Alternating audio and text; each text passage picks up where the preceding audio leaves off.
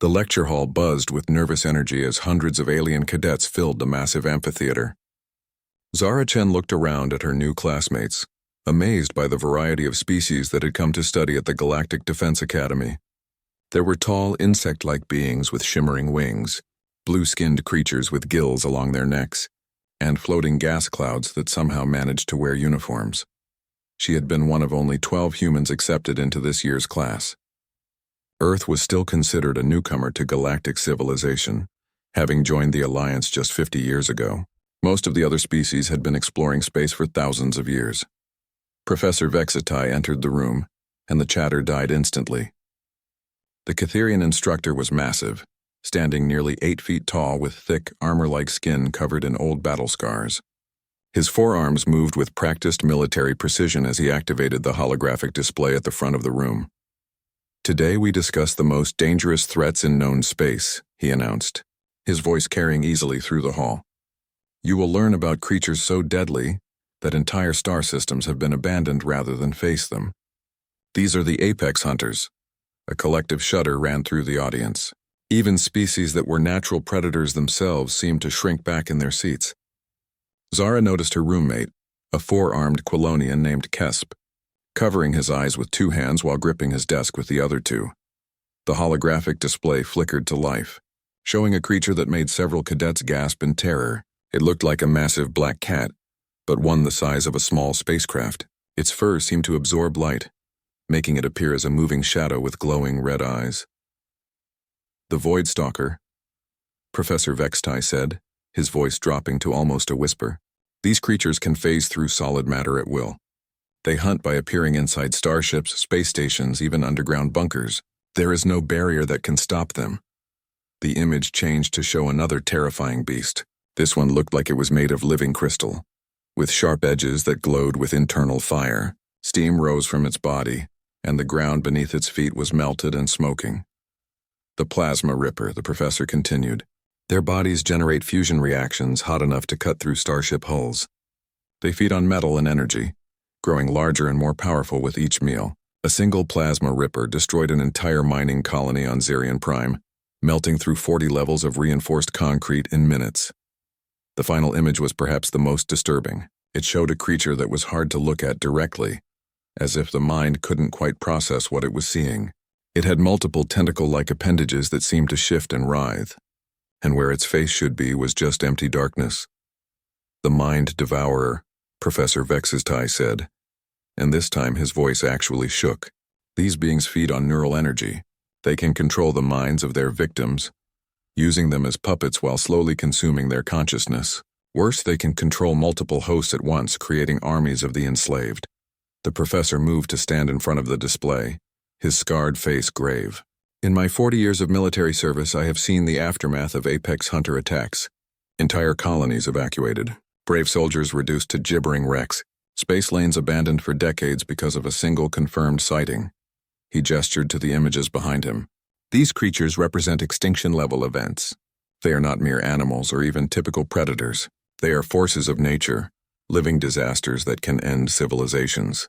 If you encounter one in the field, your only option is immediate evacuation. Never attempt to fight. Never try to study them. Run and pray they don't follow."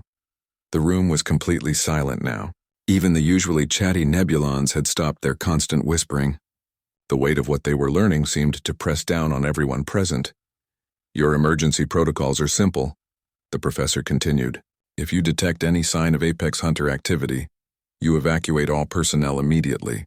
You report to High Command using the highest priority channels. You seal off the affected area and wait for specialized containment teams." He paused, looking out over the sea of frightened faces. "I know this is difficult to hear, but understanding these threats is essential to your survival and the safety of those you will protect. The galaxy is vast and beautiful, but it also contains horrors beyond imagination." Professor Vextai walked slowly between the rows of seats, his heavy footsteps echoing in the silence. "These creatures have been responsible for the complete extinction of 17 sentient species. The Melkari Empire, which once controlled 100 star systems, fell to a pack of 3 Void Stalkers. The crystal cities of Jarn were reduced to slag by a single Plasma Ripper. The telepathic civilization of the Harmony World simply vanished after Mind Devourers arrived. Several cadets were now openly weeping. Others sat in stunned silence, processing the magnitude of what they faced. Zara felt sorry for them, but she couldn't help thinking that the professor was being a bit dramatic. The most important thing to remember, Professor Vextai said, returning to the front of the room, is that these are not normal predators. They cannot be reasoned with, bargained with, or tamed. They exist only to hunt and destroy. Any attempt to study them close up has resulted in catastrophe.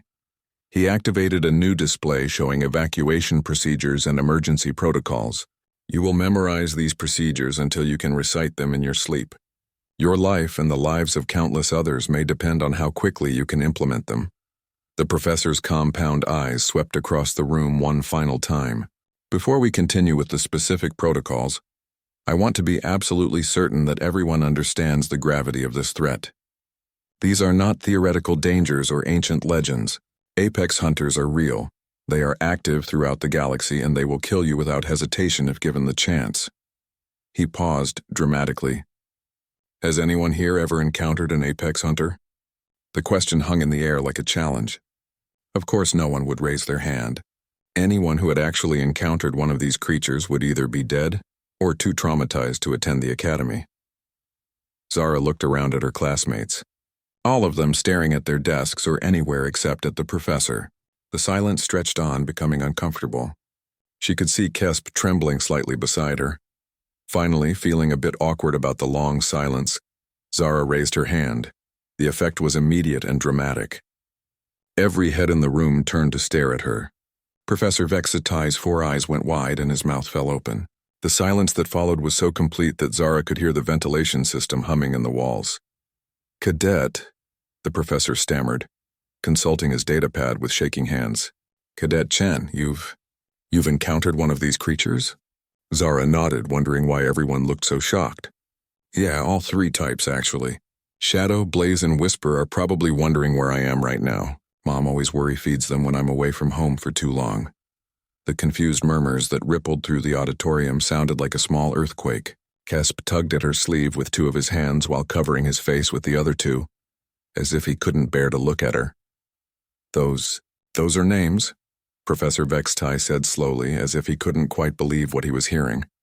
Well, yeah, Zara replied, checking her personal datapad for messages. You can't just call them "Hey you" forever. Though Whisper did take a while to respond to his name. Mind Devourers are apparently pretty particular about telepathic pronunciation. Professor Vextai's translator unit began making strange beeping sounds, as if it was struggling to process what it had just heard. The Catherian instructor stared at Zara with all 4 of his compound eyes, his scarred face showing complete bewilderment.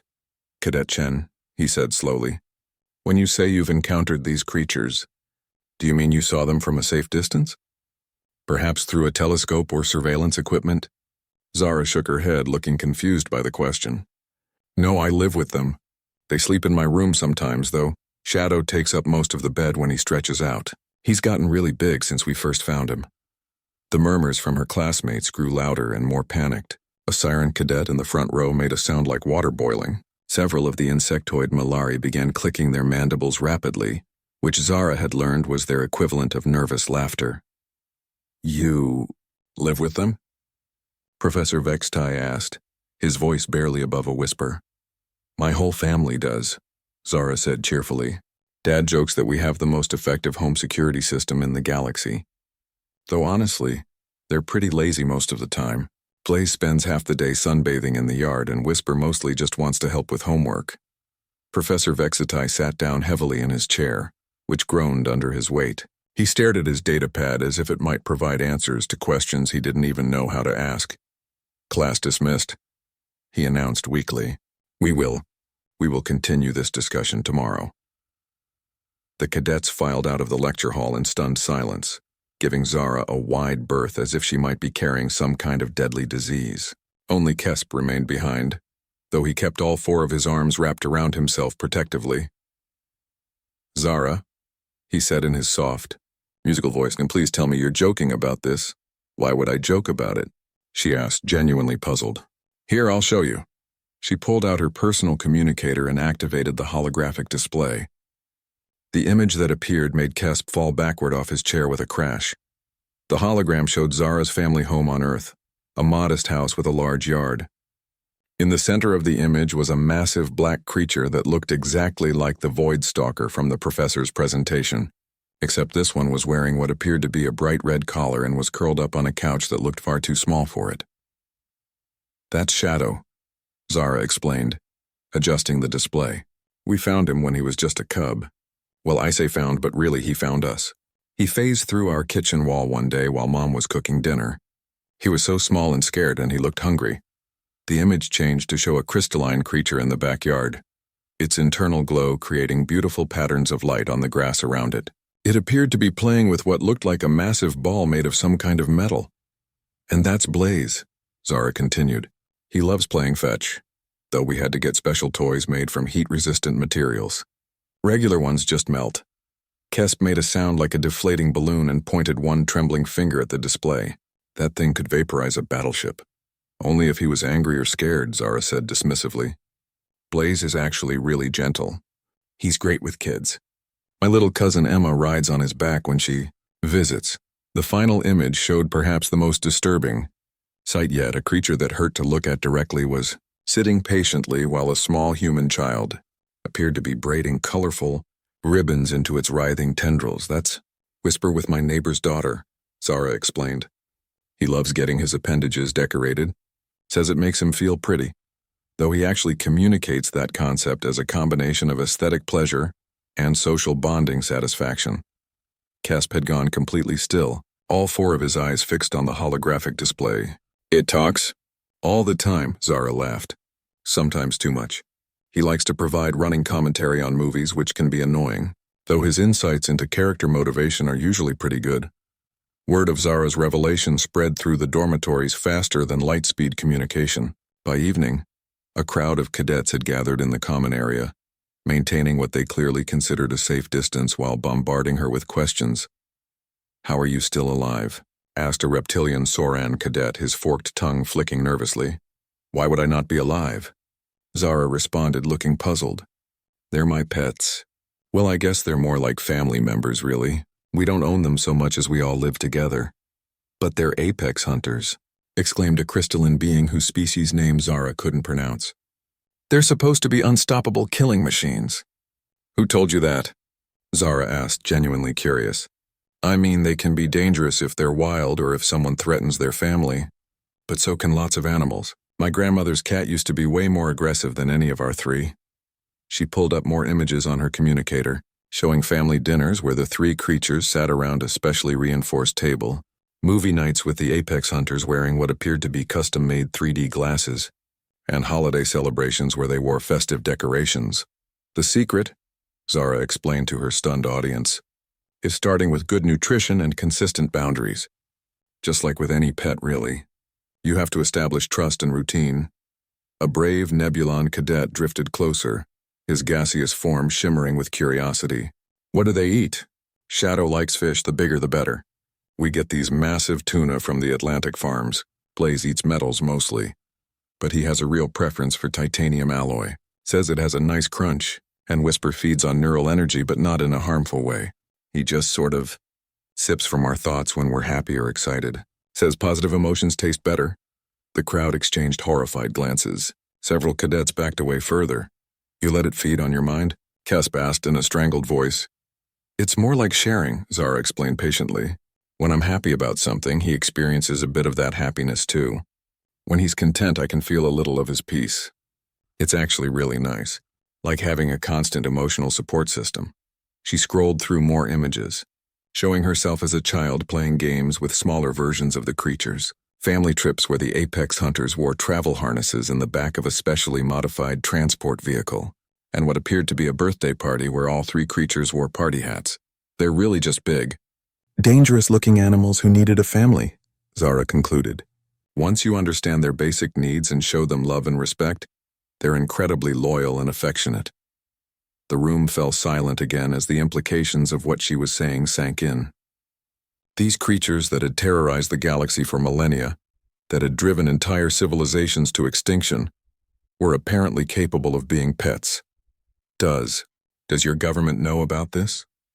Asked a senior cadet, a warrior-class Mendorian whose species was known for their military prowess. Of course they know, Zara said. Earth has a whole department for apex hunter relations now. We've been working with them for over 300 years. I thought everyone knew that. She paused, looking at the shocked faces around her. Wait, do other species not keep apex hunters as companions? I just assumed that was normal everywhere. Admiral Korthak paced behind his massive desk, his bear-like frame radiating barely controlled anxiety. The Ursinian commander had ruled the Galactic Defense Academy with firm authority for over 2 decades, but nothing in his extensive military experience had prepared him for this situation. Cadet Chen, he rumbled, his deep voice enhanced by the universal translator, to sound even more intimidating than usual. You understand that apex hunters have been responsible for the complete extinction of 17 sentient species? Zara sat in the chair across from his desk, looking small and young compared to the massive alien officer.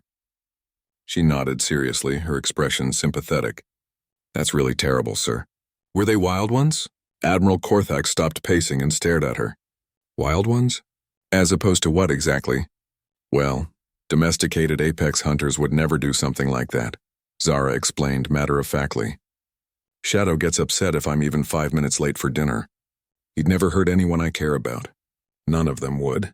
They're very protective of their families. The Admiral's massive paws clenched and unclenched as he tried to process this information. He had called an emergency meeting with the Academy's senior staff after Professor Vextai's report reached his office. The implications were staggering. Cadet, I need you to understand the severity of this situation, Admiral Korthak said, pulling up holographic displays that showed devastated planets and abandoned space stations.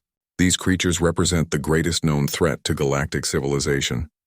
They are the reason we have entire sectors of space marked as quarantine zones. Zara looked at the images with genuine sadness. That's awful. But sir, those look like the work of wild apex hunters. Or maybe ones that were mistreated. Animals can become very dangerous when they're scared or hurt. Dr. Yatala entered the office, her crystalline form chiming softly as she moved. The Glycerian scientist was one of the galaxy's leading experts on dangerous xenoforms, and her own species was distantly related to plasma rippers. Even she maintained a healthy fear of the creatures her people had evolved from. Admiral, she said, her voice like wind chimes in a gentle breeze. I've been reviewing Earth's databases as requested. The situation is unprecedented. She activated her own holographic display showing files that made Admiral Korthak's eyes widen. Document after document detailed successful human apex hunter relationships spanning centuries, scientific papers on behavioral modification, veterinary care guides, and even what appeared to be breeding programs. This isn't an isolated case, Dr. Yatala continued, her crystalline features reflecting the light from the displays. Humans have been domesticating apex hunters for over 300 Earth years. There are currently an estimated 47,000 domesticated apex hunters living on Earth and its colonies. Admiral Korthak sat down heavily, his chair groaning under his weight. 47,000? That's just the registered ones, Zara added helpfully. Some families prefer to keep their pets private. And there are the feral colonies too, but those are mostly self-managing now. Feral colonies? Dr. Yatala asked, her voice rising in pitch with alarm. Groups of apex hunters that were released back into the wild but stayed near human settlements, Zara explained. They're not really wild anymore, but they're not pets either. They just kind of live nearby and help out sometimes. The colony near my hometown helps with the fishing industry. The Void Stalkers are really good at herding fish into nets. Admiral Korthak pulled up more files, his expression growing more bewildered with each document. There were videos of human children playing with creatures that could level cities. Research papers on optimal nutrition for beings that fed on starship hulls. Training manuals for creatures that could control minds. How? He asked finally, his voice barely a whisper. How is this possible? Zara shrugged, a gesture that seemed almost casual given the magnitude of what they were discussing. Same way we domesticated wolves, I guess. Food, patience, and lots of love. Though with apex hunters you have to be more careful about the details. Like Blaze needs his thermal regulation collar when he gets excited. And Whisper has to be taught proper mental boundaries. Dr. Yatala displayed more files, these ones showing the historical progression of human apex hunter relations. The earliest documents dated back centuries, describing first contact situations that had somehow resulted in friendship rather than extinction. According to these records, she said, the first successful domestication occurred when a human family took in an injured voidstalker cub. Instead of fleeing or attempting to kill it, they nursed it back to health. That sounds about right, Zara agreed. Humans have always been good at adopting animals that need help. My great-great-grandmother was part of the first generation of apex hunter caretakers. She always said the key was treating them like individuals rather than monsters. Admiral Korthak stood up again, beginning to pace once more. His military mind was struggling to reconcile everything he had been taught about these creatures with what he was learning. The tactical implications alone, he muttered. If these creatures can be trained, if they can be allies rather than threats, oh, they're great allies, Zara said brightly. Shadow once scared off a group of raiders who were bothering our neighbors. And Blaze helped repair our atmospheric processor when it broke down last winter. He can generate very precise heat for welding. Dr. Yatala pulled up another set of files, these ones showing government documentation. It appears that Earth's military has been using domesticated apex hunters in various capacities for decades. Search and rescue operations, deep space exploration, even diplomatic missions. Wait, Admiral Korthak said, stopping mid-pace. Your military uses them? Sure, Zara replied. Not like weapons or anything. More like working partners. Mind Devourers are really good at translation and communication. Plasma Rippers can provide emergency power in crisis situations, and Void Stalkers can get into places that would be impossible for regular rescuers to reach. The Admiral activated his communication system, connecting to Earth's diplomatic channels. Within minutes, he was speaking directly with Admiral Sarah Martinez, Earth's liaison to the Galactic Defense Academy. Admiral Martinez, he said without preamble, we need to discuss your planet's relationship with apex hunters. The human woman who appeared in the holographic display looked tired but unsurprised. I was wondering when this would come up. Let me guess, one of our cadets mentioned their pets? Pets? Admiral Korthak's voice cracked slightly. Apex hunters make excellent companions for the right families, Admiral Martinez explained calmly. They're intelligent, loyal, and surprisingly affectionate once you earn their trust. We've been working with them for centuries, but they're extinction-level threats. Dr. Yatala interjected. Wild ones can be, yes, Admiral Martinez agreed, just like wild wolves were dangerous to early human settlements. But domestication changes everything. A properly socialized apex hunter is no more dangerous than any other large pet. Less so in many cases, because they're so intelligent. Admiral Korthak found himself sitting down again, overwhelmed by the implications. You're telling me that the creatures we've feared above all others are essentially pets? Partners, Zara corrected gently. They're not just pets. They're family members. They think and feel and have their own personalities. Shadow likes classical music and hates thunderstorms. Blaze collects shiny rocks and loves to garden. Whisper writes poetry in pure thought form. Poetry? Dr. Yatala asked weakly. He's really good at it too, Zara said proudly, though it's hard to translate properly. Telepathic art doesn't really work the same way as verbal language. Admiral Korthak looked at the young human cadet, then at the files covering his desk, then back at the cadet. The foundation of everything he thought he knew about galactic threats was crumbling around him. Cadet Chen, he said finally, I think we need to arrange a demonstration. The Academy's main training ground had never seen security measures like this. Admiral Korthak had ordered full combat protocols, with emergency evacuation ships hovering overhead and the entire perimeter secured by the Academy's best defensive systems. Half the student body watched from behind reinforced barriers, while the other half had been evacuated to what the administration considered a safe distance. Professor Vextai stood beside the Admiral, wearing full battle armor despite being told this was supposed to be a peaceful demonstration. His 4 hands gripped various weapons, and his scarred face showed the kind of tension usually reserved for actual combat situations. Sir, he said for the 10th time, I really think we should reconsider this. If something goes wrong, we'll learn something important about these creatures, Admiral Korthak replied, though his own voice betrayed his nervousness. And if it goes right, we might revolutionize our understanding of the galaxy's greatest threats. Dr. Yatala floated nearby, her crystalline form practically vibrating with anxiety. The energy readings alone could be catastrophic. A single plasma ripper generates enough heat to melt through our defensive barriers. Zara stood in the center of the training ground, looking remarkably calm compared to everyone else. She checked her personal communicator again, then waved toward the sky. "They should be here any minute," she called out. "Mom's probably giving them the be on your best behavior speech right now." A transport ship descended from orbit, larger than the typical Academy shuttles, but moving with unusual grace. As it touched down, the crowd behind the barriers pressed back even further. Several cadets had actually fainted when the ship first appeared on sensors. The transport's cargo bay opened with a soft hiss, and Dr. Sarah Chen stepped out. She was a small middle-aged woman wearing casual civilian clothes, looking completely relaxed as she waved toward the crowd of terrified military personnel. "Hello, everyone," she called out cheerfully. "Sorry we're a bit late." Shadow decided he wanted to bring his favorite toy at the last minute. Admiral Korthak activated his external speakers. "Dr. Chen, please maintain a safe distance from the barrier. We have full evacuation protocols ready if needed." Dr. Chen laughed, a sound that seemed impossibly calm given the circumstances. "Oh, they're perfectly safe, Admiral, but I appreciate your caution." She turned back toward the transport and made a clicking sound with her tongue. "Come on out, kids. Time to meet Zara's new friends." What emerged from the transport ship made every alien present question their understanding of reality.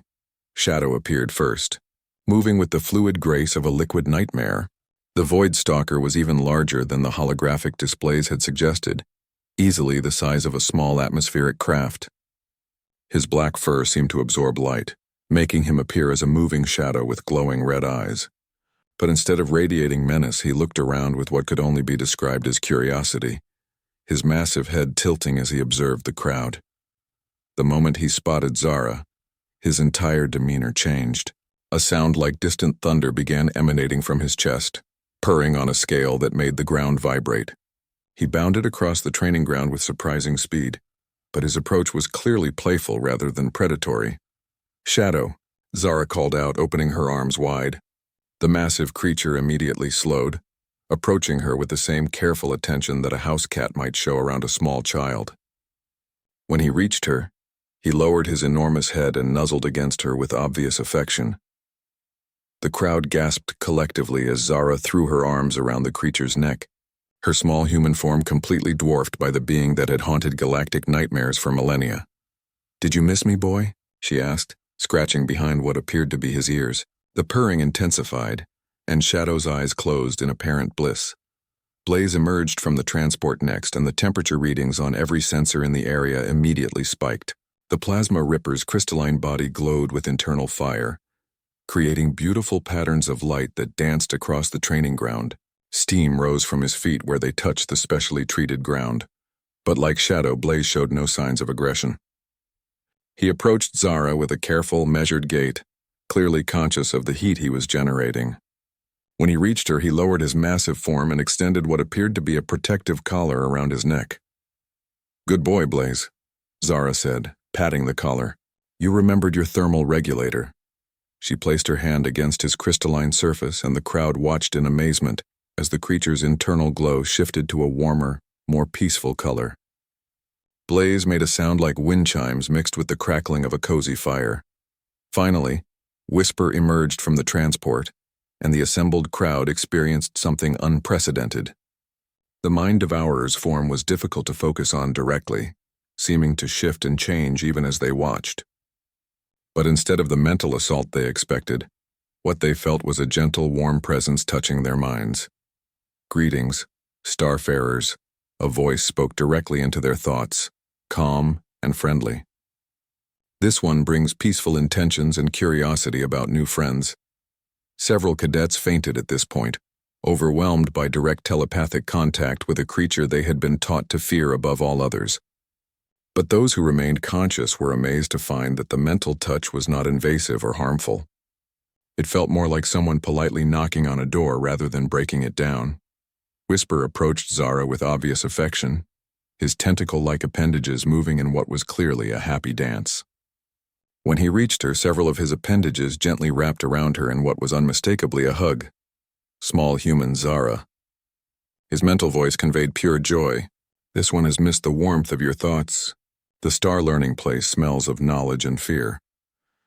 I missed you too, Whisper, Zara said aloud for the benefit of the watching crowd. These are my classmates. They're learning about space and different worlds. May this one greet them properly? Whisper asked, his mental voice now including the entire assembled crowd in the conversation. Of course, Zara replied. Just remember to be gentle.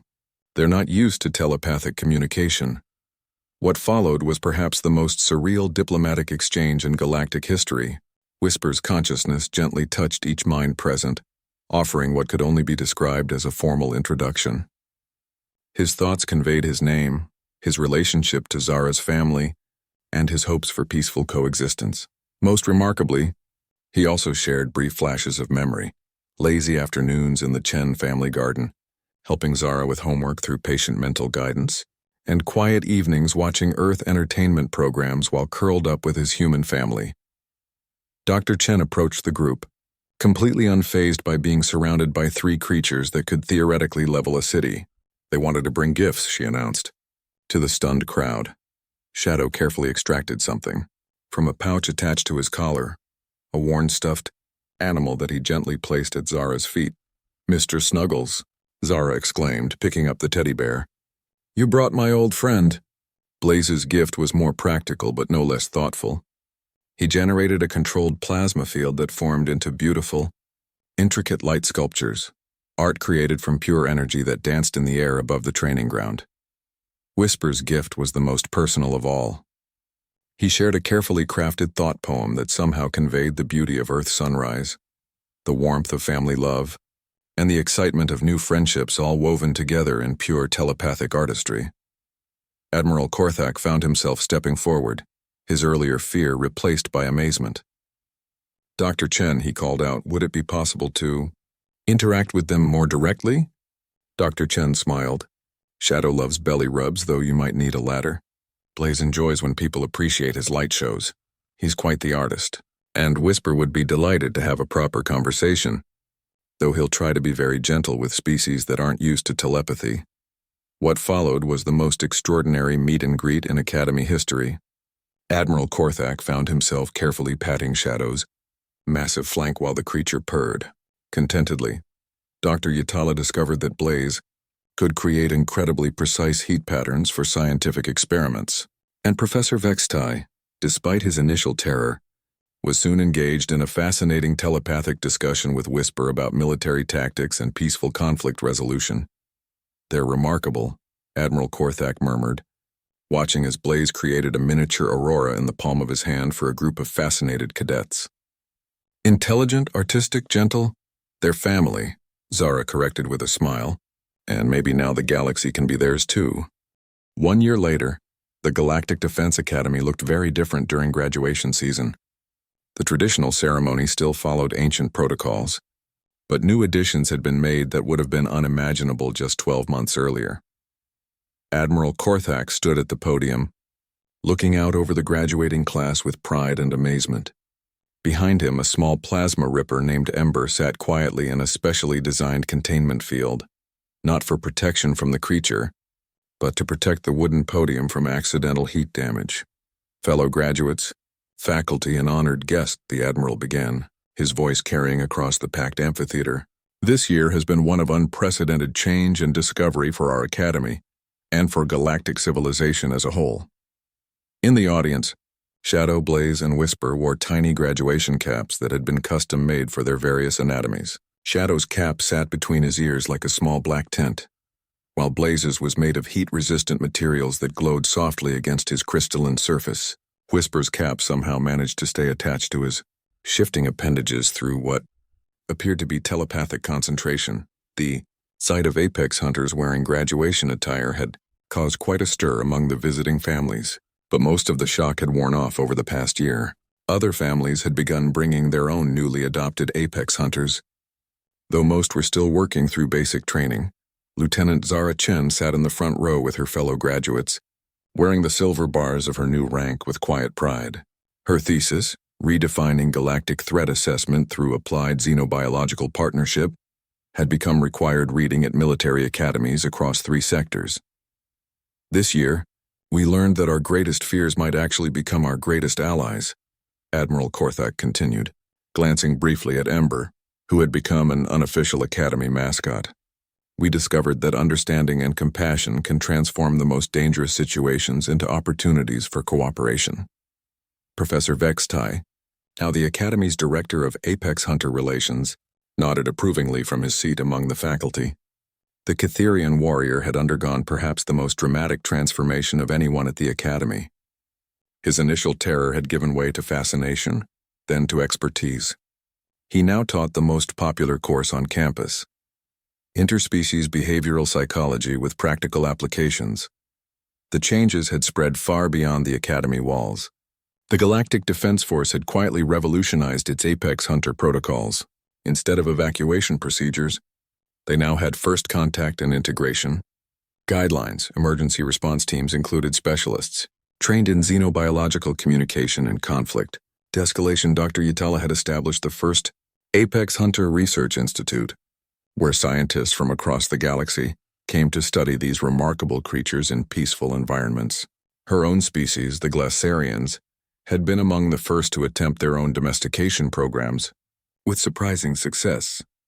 Lieutenant Chen, Admiral Korthak called out, "Please join me at the podium." Zara stood and walked to the front of the amphitheater, her movements confident and sure. The young woman who had casually mentioned her pets a year ago had become one of the most respected graduates in Academy history. Lieutenant Chen's work has fundamentally changed our understanding of galactic security, the Admiral announced. Her research has led to the successful integration of over 300 Apex Hunters into various civil and military roles across 12 star systems.